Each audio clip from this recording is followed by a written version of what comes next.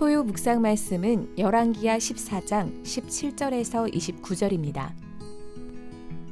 이스라엘의 왕 여호아하스의 아들 요아스가 죽은 후에도 유다의 왕 요아스의 아들 아마샤가 15년간을 생존하였더라. 아마샤의 남은 행적은 유다 왕 역대지략에 기록되지 아니하였느냐. 예루살렘에서 무리가 그를 반역한 고로 그가 라기스로 도망하였더니 반역한 무리가 사람을 라기스로 따라보내 그를 거기서 죽이게 하고 그 시체를 말에 실어다가 예루살렘에서 그의 조상들과 함께 다윗성에 장사하니라.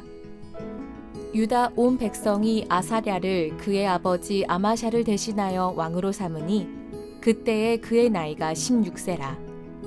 아마샤가 그의 조상들과 함께 잔 후에 아사랴가 엘랏을 건축하여 유다에 복귀시켰더라. 유다의 왕 요아스의 아들 아마샤 제15년에 이스라엘의 왕 요아스의 아들 여로보암이 사마리아에서 왕이 되어 41년간 다스렸으며 여호와 보시기에 악을 행하여 이스라엘에게 범죄하게 한 느밧의 아들 여로보암의 모든 죄에서 떠나지 아니하였더라.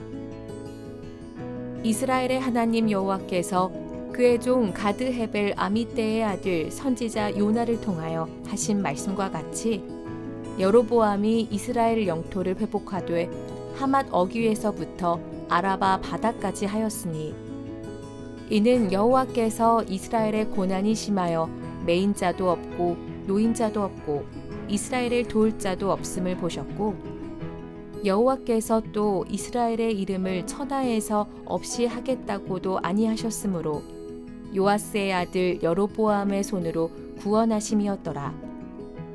여로보암의 남은 사적과 모든 행한 일과 싸운 업적과 다메섹을 회복한 일과 이전에 유다에 속하였던 하맛을 이스라엘에 돌린 일은 이스라엘 왕 역대지략에 기록되지 아니하였느냐. 여로보암이 그의 조상 이스라엘 왕들과 함께 자고 그의 아들 스가랴가 대신하여 왕이 되니라. 아멘.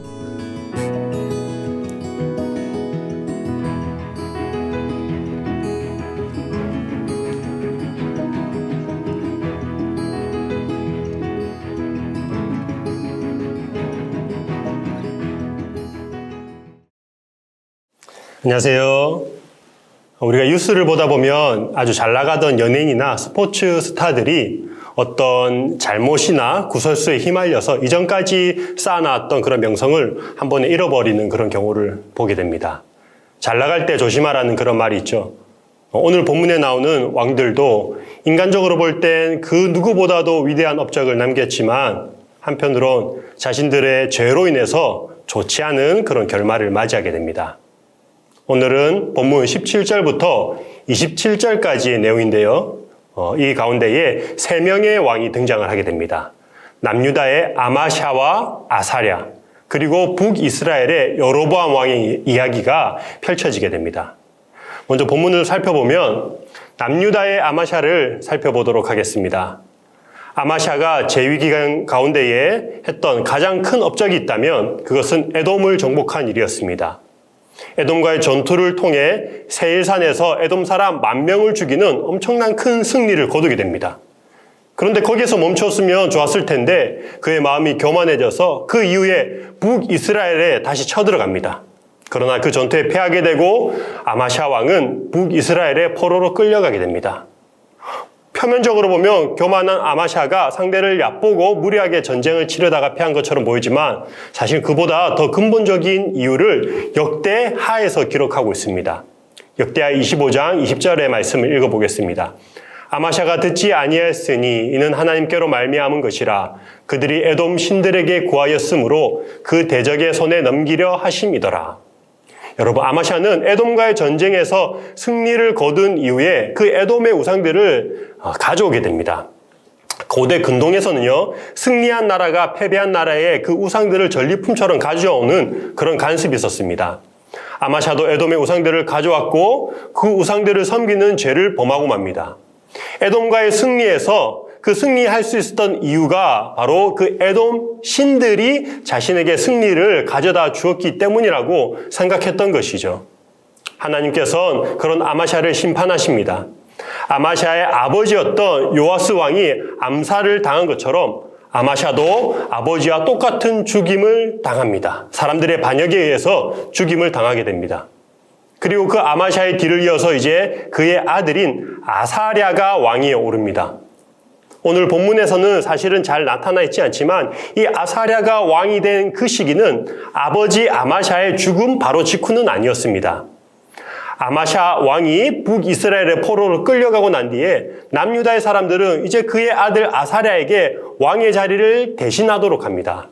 아사랴는 정식적으로 등극한 것이 아니라 대신하여 통치한 섭정 왕이었던 것이죠. 그 이후에 아버지였던 아마샤 왕이 북이스라엘에서 포로로 풀려나지만 남유다 사람들은 그를 왕으로 인정하지 않고 반란을 일으켜 그를 죽이게 됩니다. 여러분, 이스라엘의 왕이 처음에 어떻게 세워졌습니까? 하나님께서 선지자를 통해서 왕을 세우도록 하셨습니다. 그러나 시간이 지날수록 왕의 자리는 점점 사람들의 그 욕망의 산물이 되었습니다. 요아스 왕을 암살하고 아마샤 왕을 세웠습니다. 그런데 아마샤 왕도 마음에 들지 않자 또 그를 반역하여 죽이고 그 아들 아사랴 왕을 세웁니다.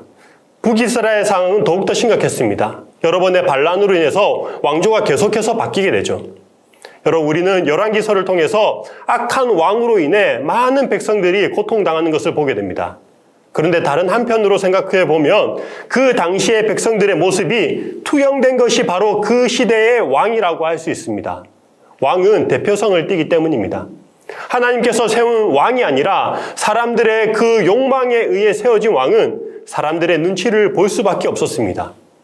눈에 보이지 않는 하나님을 기쁘게 하기보단 눈에 보이는 사람을 만족시키는 것이 그 자신의 왕위를 경고히 하는 것처럼 여겨졌습니다. 여러분, 왕들이 왜 그렇게 우상을 섬깁니까? 왜 그렇게 산당을 완전히 제거하지 못합니까? 백성들이 원하는 일이었기 때문입니다. 한 왕의 잘못으로 나라가 어려움에 빠지기도 하지만 한편으론 그 시대의 죄악된 모습이 그 왕을 통해서 드러나기도 하는 것이죠. 여러분, 이제 남유다의 이 아사랴 왕은 나라를 통치하게 되는데 무려 52년간 나라를 통치합니다. 남북 이스라엘을 통틀어서 가장 오랜 기간 동안 통치한 왕입니다. 정치, 경제, 문화적으로 그 어느 때보다도 번영의 시기를 누립니다. 단적인 예로 오늘 22절 말씀에 아사랴가 엘랏을 건축했다고 나오는데요. 22절의 말씀 읽어보겠습니다. 아마샤가 그의 조상들과 함께 잔 후에 아사랴가 엘랏을 건축하여 유다에 복귀시켰더라. 여러분, 이 엘랏이라는 곳은 지형적으로 무역이 굉장히 발달한 곳이었습니다. 그래서 솔로몬은 이 엘랏 근처에 에시온 게벨이라는 곳에 항구 도시를 통해서 많은 부를 축적하게 되죠. 그리고 아사랴가 엘랏을 건축하게 되고 솔로몬 때와 마찬가지로 많은 부를 축적하자 그 백성들에게 솔로몬의 시대의 영광을 다시 누리도록 합니다. 그러나 나라가 부강해지자 이 아사랴 왕도 교만해지기 시작합니다. 성전에서 제사장만이 분향을 할 수 있는데 자기가 대신해서 하려고 하다가 하나님께 벌을 받게 되죠. 나병에 걸리고 맙니다. 아사랴 왕도 잘 나갔지만 끝이 좋지 않았죠. 남유다에서 가장 오래 통치한 왕이 아사랴 왕이었다면 북이스라엘에서 가장 오래 통치한 왕은 여로보암 2세입니다. 그는 41년 동안 이스라엘을 다스렸습니다. 여러분, 그런데요, 성경에 보면요, 오늘 본문 말고 여로보암 왕이라는 왕이 또 있죠. 북이스라엘의 초대 왕도 여로보암이었습니다. 오늘 본문과 구분하기 위해서 오늘 본문의 여로보암을 흔히 여로보암 2세라고 부릅니다. 여로보암 2세 때에 이 북이스라엘은 전성기를 이룹니다. 지금까지 왕들 중에 가장 높은 지지율을 받았지만요, 아이러니하게도 하나님의 평가는 이와 상반됩니다. 오늘 말씀 24절에 보시면 이런 말씀이 있습니다. 여호와 보시기에 악을 행하여 이스라엘에게 범죄하게 한 느밧의 아들 여로보암의 모든 죄에서 떠나지 아니하였더라. 여로보암 2세에 대한 하나님의 평가입니다. 24절에 말하고 있는 이 느밧의 아들 여로보암은 이스라엘 초대 왕입니다. 여로보암의 죄는 우상을 숭배하고 예배를 멸시한 죄죠. 단과 베델의 금송아지를 세웠고 자기 마음대로 레위인이 아닌 다른 사람을 제사장으로 세웠습니다. 하나님을 멸시하는 그런 행위였습니다. 여로보암 이 2세는 초대 왕이었던 여로보암과 이름만 같을 뿐만 아니라 똑같은 죄를 저질렀다고 기록하고 있습니다. 여러분, 여로보암 2세 때 나라가 가장 부유하고 평안을 누렸지만 당시 죄악은 그 어느 때보다도 심각했습니다. 나라가 잘 산다고 해서 모든 사람이 잘 사는 것은 아니죠. 소외되고 고통받는 그런 사람들이 있습니다. 당시의 사회상을 아모스 선지자를 통해서 고발하고 있는데요.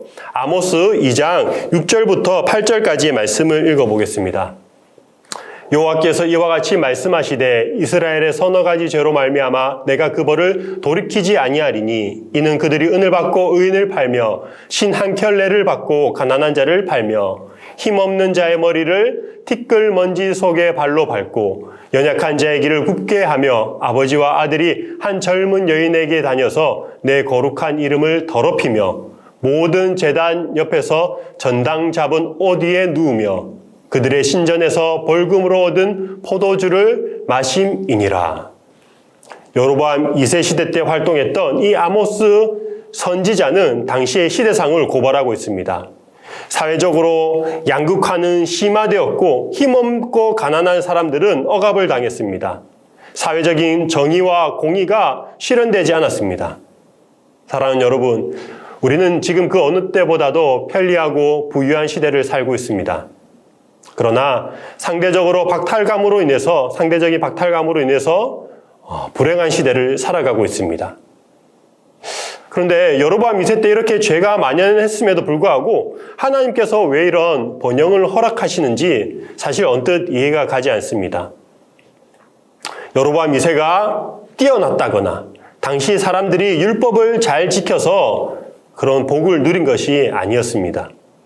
성경은 이 모든 것이 하나님의 은혜와 긍휼 때문이라고 말씀하고 있습니다. 열왕기하 14장 26절의 말씀에 이렇게 기록하고 있습니다.